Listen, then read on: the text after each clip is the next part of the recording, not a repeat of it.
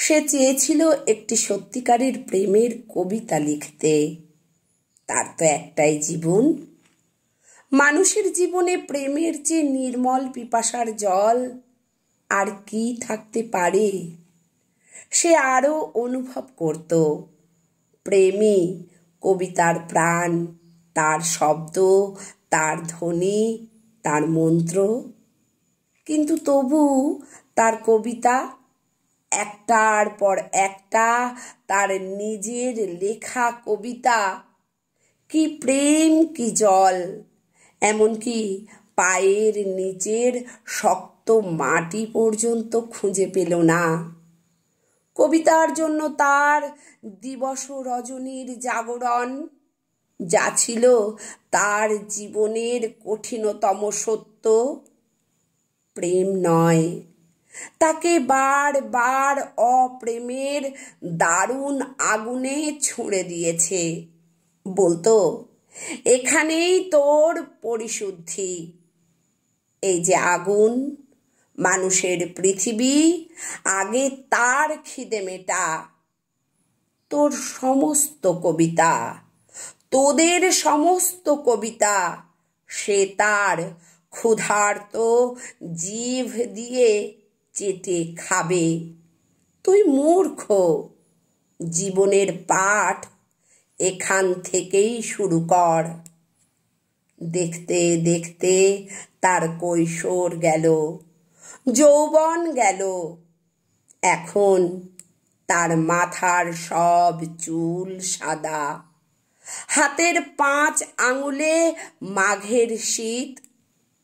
মাঝে মধ্যেই রাত দুপুরে ঘুমোতে না পারার যন্ত্রণায় সে চিৎকার করে উঠত, আমি একটি প্রেমের কবিতা লিখতে চাই, মাত্র একটি প্রেমের কবিতা। আর তখনই শোনা যেত তার মাথার ভিতরে, তার বুকের মধ্যে সেই কঠিন তিরস্কার, বুড়ো হয়ে গেলি, এখনো স্বপ্ন দেখছিস? দেখ, ভালো করে দেখ, তোর চারিদিকে এখন হলুদ হেমন্তের পৃথিবী। কিন্তু তারপর কি দেখছিস?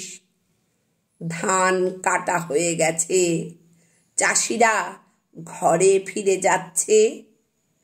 কিন্তু মাঝখানে ওরা কারা? দেখতে দেখতে তার পাকা ধানের হলুদ পৃথিবী খুন খারাপি লাল, লাল থেকে আগুন, আবার আগুন।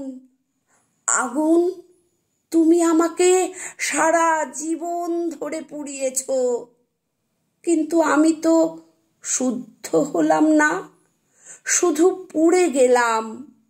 আমি সারা জীবন শুধু হাজার হাজার মানুষের দীর্ঘশ্বাস, তাদের সর্বনাশ আমার জটায় বেঁধে সরস্বতী নদীর জলে ঝাঁপ দিতে গেলাম।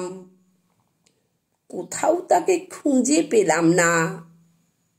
তুমি আমাকে কি জীবন শেখাও আগুন? এ কি মানুষের জীবন? তার একটি মাত্র প্রেমের কবিতা। কবিতা, তুমি এখন 3 ভুবনের কোন অতলান্ত অপ্রেমের মধ্যে ঘুমিয়ে আছো? ঘুমাও, তুমি ঘুমাও, আর আমি জেগে থাকি আর এক আরম্ভের জন্য। মৃত্যুর মুখোমুখি আমি জেগে থাকি।